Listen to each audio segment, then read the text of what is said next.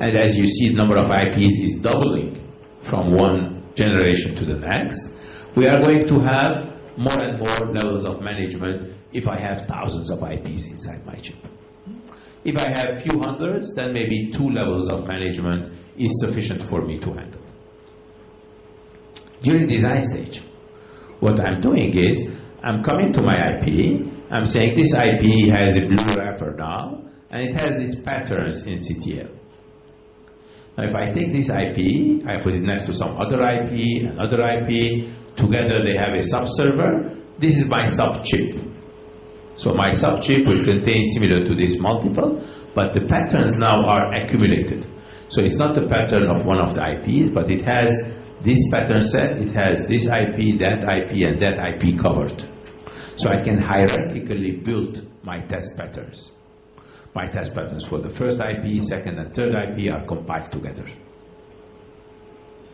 Similarly, I can go to the next step where the entire SoC is here. This has already this subchip that we already built with the 3 IPs. I have more IPs coming here. I have next level server coming here, and that test access port. Therefore, my patterns are richer because these additional elements are bringing more patterns here. So the DFT, that is the architecture, the infrastructure is building up at every stage. Also, the patterns are building up at every stage. But because I'm using standard way of describing my patterns and standard way of helping me find out what the hardware is, now I have a very nice solution that I'm hierarchically building. Not only that, but in between the IPs, I'm able also to test what's in between. Imagine these are the IPs, and between them there's some combinational logic. Now, through the IP 1500 wrappers and this one, I can test the logic in between. I can test that logic as well. So, whether I'm testing the IP inside or the outside, this yellow 1500 wrapping is very helpful to me. So this yellow 1500 wrapping is working towards inside when I'm testing the IP, and it's testing towards outside when I'm testing the UDL. UDL is the user-defined logic, the combination logic between the IPs. Okay? In general, what I can do here, I can have a nice test schedule. A test schedule that allows me to test these blocks or these blocks at the same time if I want, or change the schedule. Test this block and this block together, and later these. So the test time depends on what I'm scheduling and what I'm testing concurrently. What is concurrent testing? Concurrent testing is the test that allows you to do certain running of blocks at the same time. So I can run those red blocks at the same time or the green blocks at the same time. That concurrency is very helpful because it saves test time. And test time is money. Test time is the time it takes for an ATE to run the test. And the ATE is an expensive equipment, and the test time is consuming, we said, minutes for a given chip earlier, right? So if I can run certain blocks at the same time, I can reduce from my total test time. And anything I can do to do concurrent testing is very useful for me. So we need to look into that and to allow ourselves to do concurrent testing as much as possible. So to increase the productivity, I can do various scalability things and reduce the test time. And here you see again the eFuse, this non-volatile memory is sitting here, and this eFuse always talks to the server. And each time I power up the chip, the content of the eFuse can travel from the server to the sub-server to the individual memories to reconfigure them. Sometimes it's not only the repair information that I am storing in the eFuse. Sometimes I store some chip ID, I can store some calibration information, I can store some custom codes in my chip. So there are various things that I could do in order to be able to run my test properly, and this eFuse provides me lots of nice assistance. Okay, I need some help again. Wait.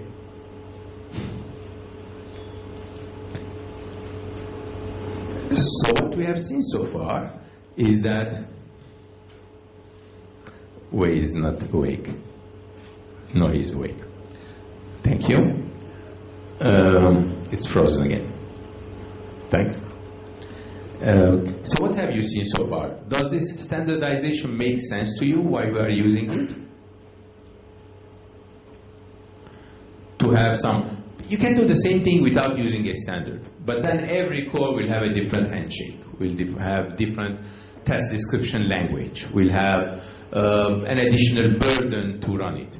So while the standardization is not adding to the test coverage, okay, it's not adding to the quality of your test or your repair, but it is helping you do the easy way of combining things together, the easy way of handshaking and integrating things together. Does it make sense? Okay, any comments? Questions?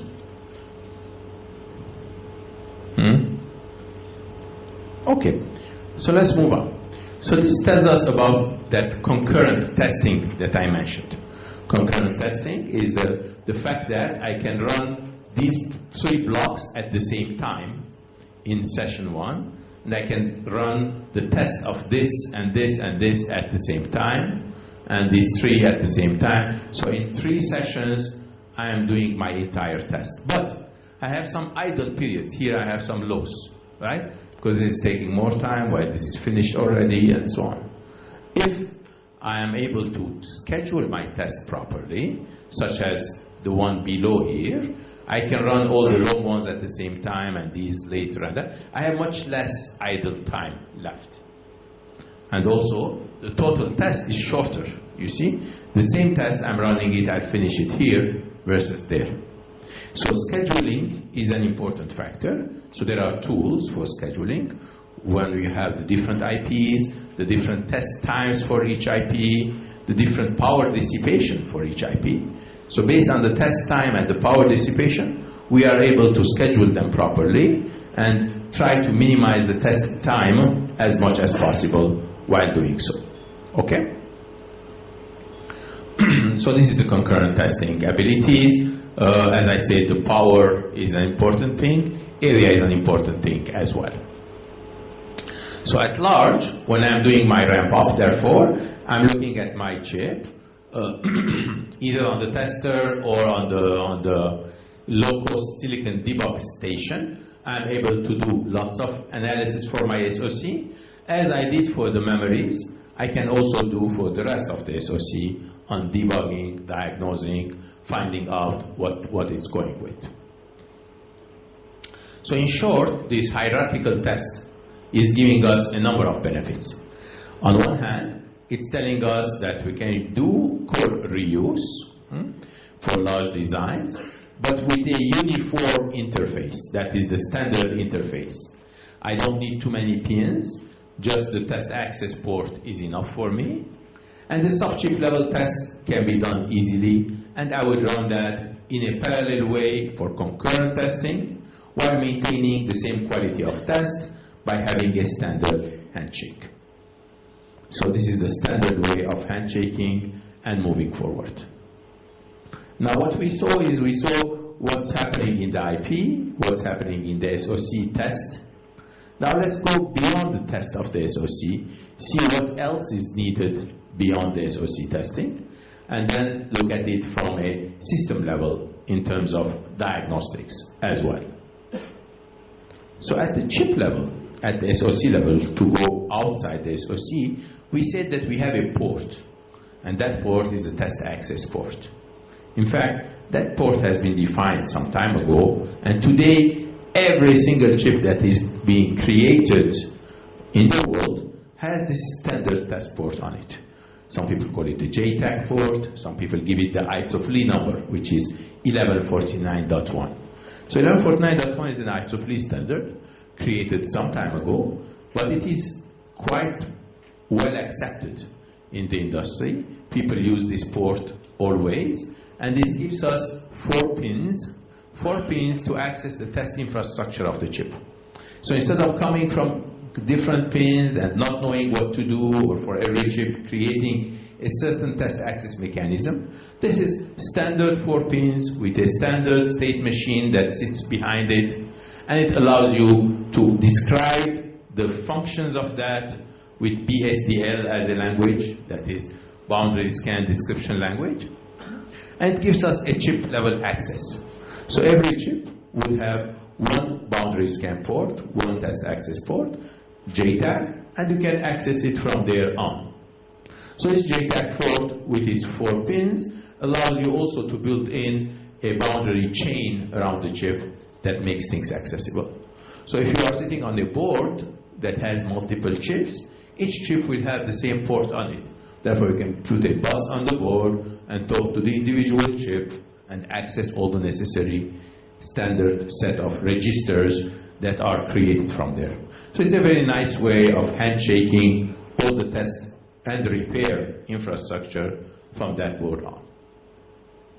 Typically, these 4 pins are the ones that are coming to the chip, and this is the state machine that I mentioned. These state machines will generate a number of control signals and will go to a number of data registers and instruction registers inside the chip. So it will give you access to instructions, and those instructions will choose the data registers and will allow them to be read from or written into. So either I'm writing to registers or reading from registers inside my chip. It's a very nice standard way, and it's selecting it and go with it. So these are data registers, I can choose them. The next standard besides this very good, nice one, 11.9.1, is IJTAG. IJTAG is this 1687. It's a newer one, it's not dominant yet, but it allows you to deal with hierarchy. So here, it does not do any built-in self-test to you, and it does not do additional information, but it allows you to come up with accessibility. Also, 1687 does have its 2 languages, okay? Description language, that is ICL and PDL. And this description language is, one of them is meant to describe the patterns, the other one is meant to describe the hardware access mechanism.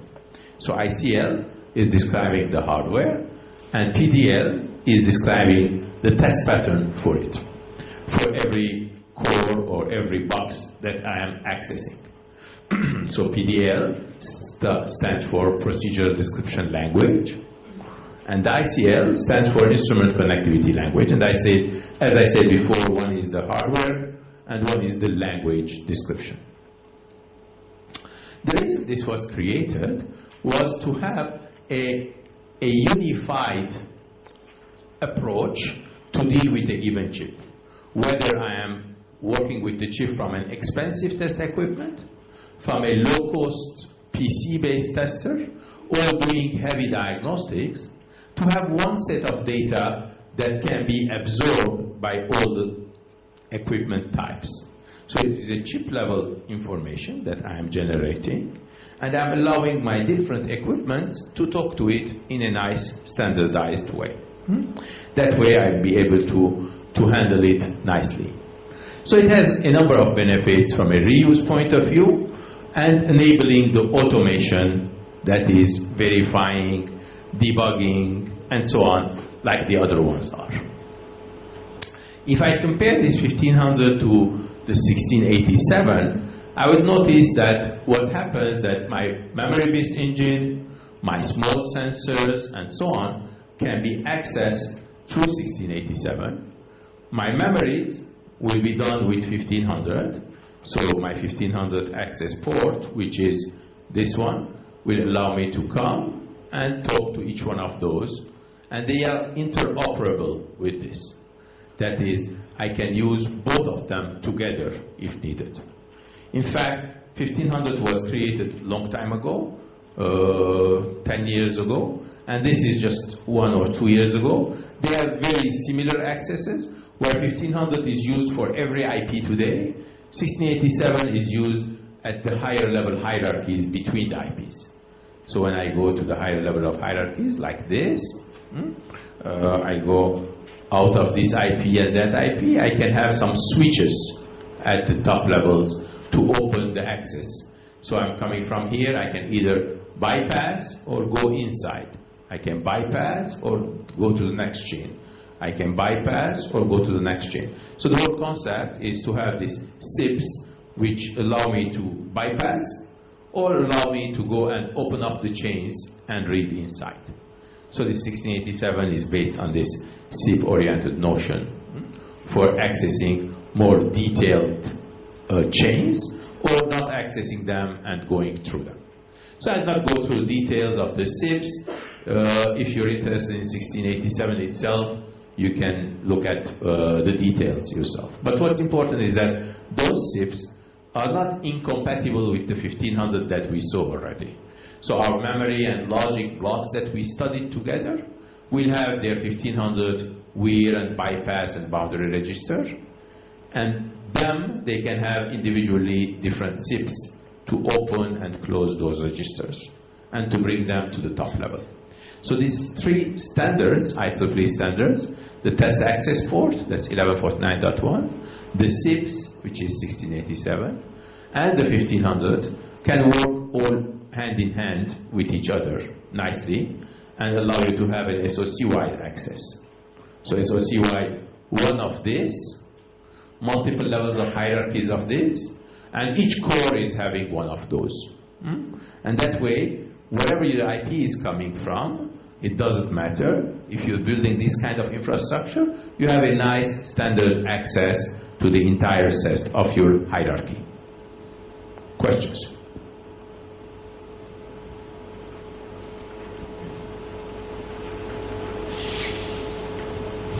Any issues? No. Okay, we can move on. So languages also, we talked about this current language choices of CTL that comes with 1500, ICL that comes with 1687, and BSDL that comes with the JTAG access port. And as we agreed, whichever way we're trying to access this chip needs simulation, this chip needs debugging or test equipments, or will sit on a printed circuit board, or it needs system level simulation, or even in the field we are doing field level testing, or the chip is back because it's defective, it's returned to the producer, therefore it needs further analysis or further repair. All of them need certain patterns to be read, and those patterns are, if we are using standards, if you're using 1149.1 BSDL PDL at the chip level. At the core level we are doing this, and at the hierarchical level we are doing that. So we have a standard way of handling beyond the SOC at these different intervals. If this makes sense to you, now we will go together beyond this manufacturing test when we did assume that everything is okay. Now we'll try to see how we do the debugging if the chip is bad, and then we can see how we can use the in-system testing if we need that.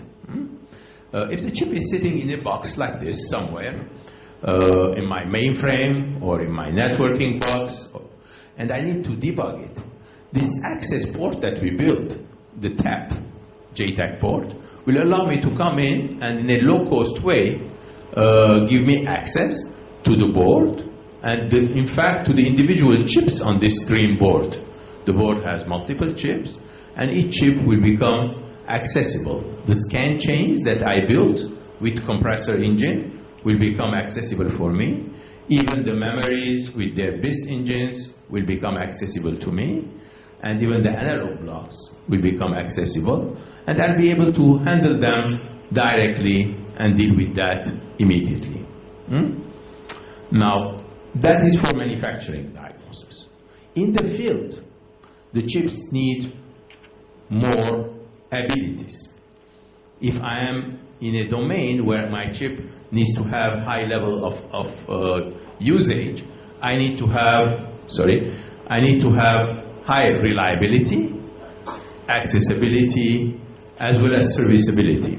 What does that mean? It means the chip will have different capabilities in it, especially if that chip is used in highly safe-oriented activities. Those will require that I build into my chip, as we saw before, the different safety mechanisms. In the cars, as we started this morning, in the automotive domain, this is an essential thing. In the cars, I need to have proper safety and proper reliability. That means in the field, I need to access certain things.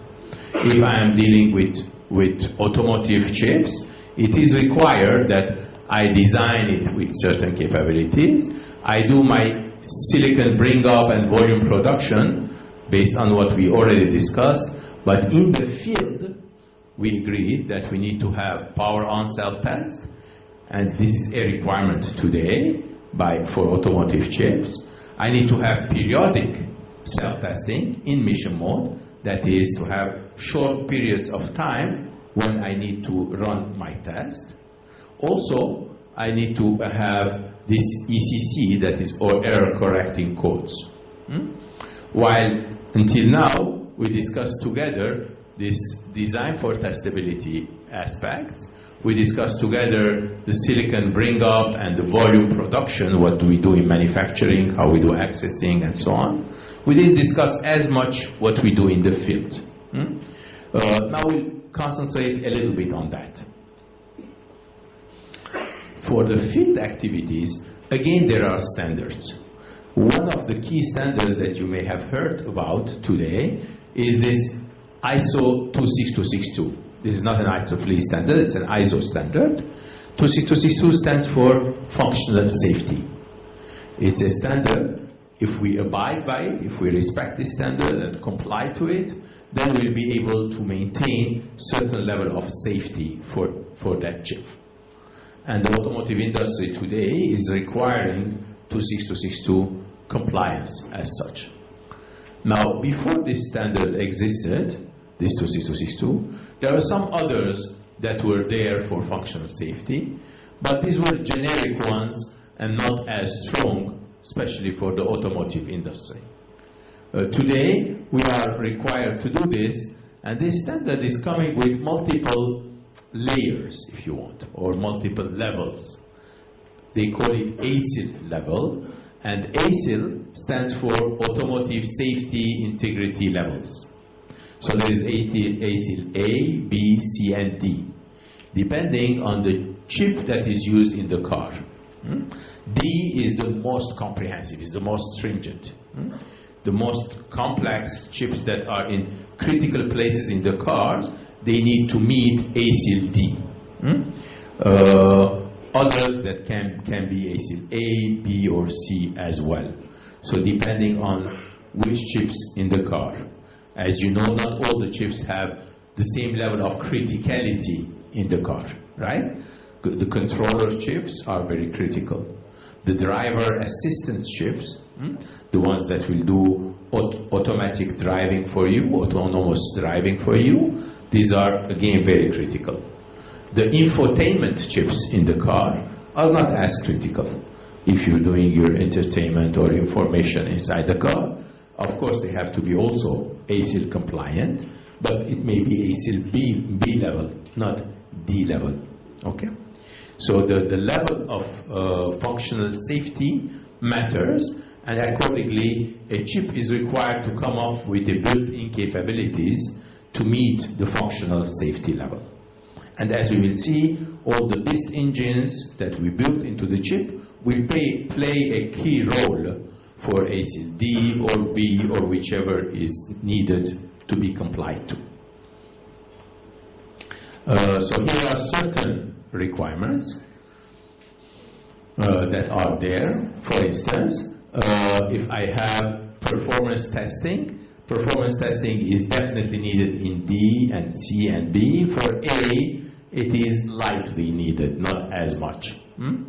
Resource usage testing or back-to-back testing is needed in D level, but not in A, B, and C. So it depends on what type of test the chip has. Depends whether you have to meet A, which is a lighter test as you see, or you need to meet D, where all of these are truly mandatory, and that they are highly recommended for ASIL D level.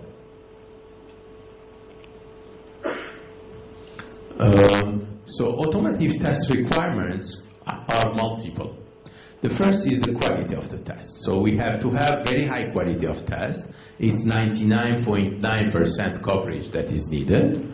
It needs advanced BIST test algorithms to be in it. So test quality is extremely high. And that goes from A to D level. Now some things are more at the higher level. For instance, if I'm running power on self-test with high fault coverage, this is more ASIL D and C level, the power on self-test. The power on self-test coverage matters as well. So the coverage itself would be higher requirement-wise if I am in ASIL D versus if I am in ASIL B. Also, there is ECC, which is mandatory. ECC is the error correction code. So as you know,